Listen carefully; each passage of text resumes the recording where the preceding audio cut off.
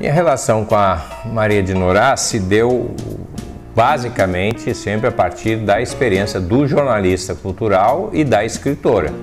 Quer dizer, eu respondia pelas páginas culturais do Correio do Povo e ajudava a editar o suplemento literário, o Caderno de Sábado, e muitas vezes tive a oportunidade de entrevistar a Maria de Norá quando ela fazia lançamentos dos seus livros, especialmente na Feira do Livro, evidentemente, e eventualmente resenhar alguns dos seus trabalhos, né, em artigos que eu publicava no Caderno de Sábado. Nós nunca fechamos necessariamente em todas as ideias. Certamente os conceitos que a Maria de Norá tinha sobre literatura infantil não eram exatamente os meus.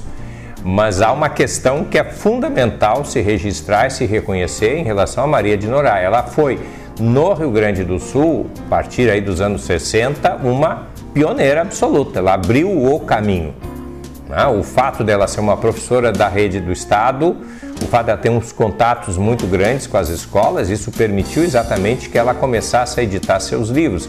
E eu digo que, de uma certa maneira, ela era um pouco autodidata, quer dizer, ela tinha uma ideia daquilo que ela queria conversar e discutir com as crianças, ela ia fazendo o seu trabalho com uma dedicação realmente espantosa e admirável sobre todos os aspectos, sobre todos os pontos de vista, independente, como eu dizia, da gente concordar mais ou discordar menos e assim por diante.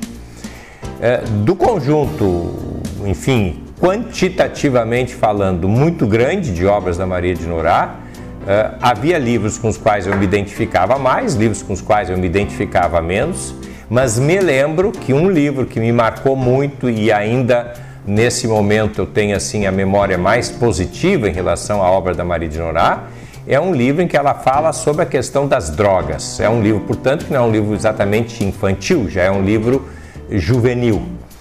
Eu acho que nesse caso a Maria de Norá encontrou o tom exato para tocar num tema em que, no momento em que o livro foi editado, ainda era um tema, digamos assim, pioneiro, relativamente novo. Nós não tínhamos ainda a presença da droga de maneira tão forte, né, no nosso meio. E acho que não por um acaso foi um livro publicado pela editora FTD de São Paulo e que, portanto, teve uma distribuição nacional com repercussão nacional. Porque, veja, não podia ser aquele livro professoral para dizer, olha, é perigoso a droga, ou é pecado a droga, ou você não pode fazer droga, coitadinho do cara que tem... Não, ela contou uma história. E essa história tinha um tom certo, né? Um tom que realmente conseguia envolver o leitor juvenil em torno da história que acontecia.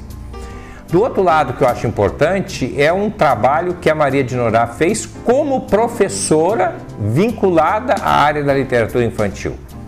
Ela, além de ser uma autora, ela foi aquela pessoa que batalhou, eu diria, uma espécie de um apóstolo, de uma militante pela literatura infantil. Evidente que depois dos anos 70 surgiram muitos autores no Rio Grande do Sul e muitas linhas se abriram.